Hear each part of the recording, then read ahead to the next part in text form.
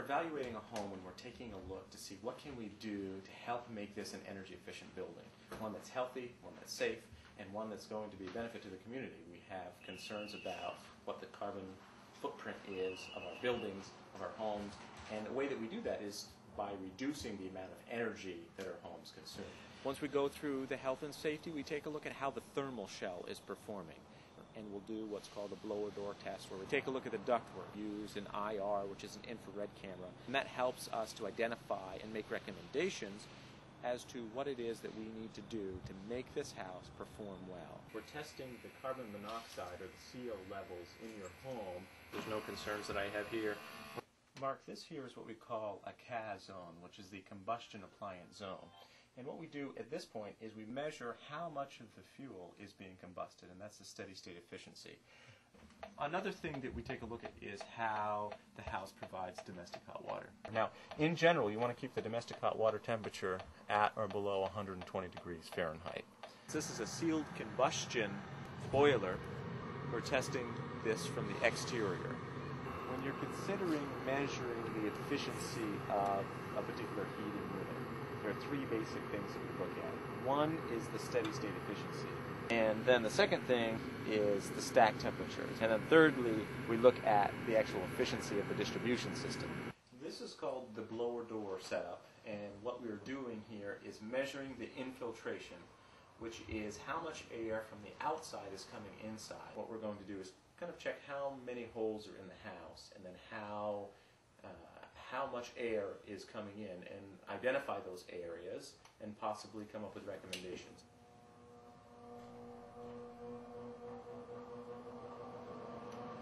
What we're going to do now is to walk around and see where the air is coming into the house. Infiltration rating. Underneath. Yeah, so and it feels like it's actually coming through here too, behind the trim. Oh, right there. Yeah, I can feel that here too. And over here. Yeah. Yeah, I think what you want to do there is, there's a 4 up there too, right? What we're looking at here is the darker color, which we're seeing and with a little laser pointer you can see it up there. It's just showing that the corner has little to no insulation in it. So based upon the findings that I have discovered as we've gone around to do the comprehensive home assessment, what I have found is not very unique from what I often find.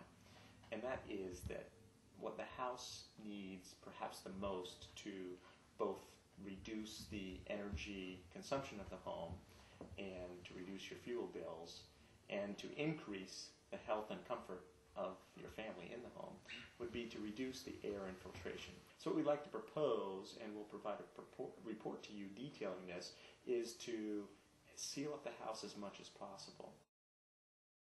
What I will do is I'll create a report, as you mentioned, that will detail each individual item.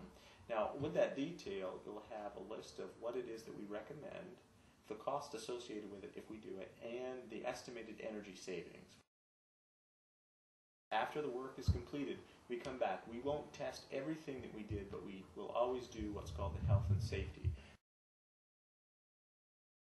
Well, one of the benefits of having a comprehensive home assessment performed is that then allows you to access a few of the state programs, which you have outlined in the Town of Bedford 2008 Winter Energy Savings Toolkit on pages 12 through 15, and you will receive a 10% cashback incentive from the state.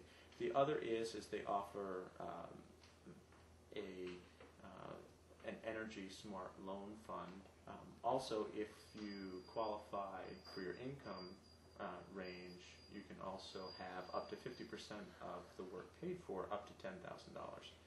And then there's, if it's participating with the NYSERDA programs, they will buy down the interest rate between 4 to 6.5%.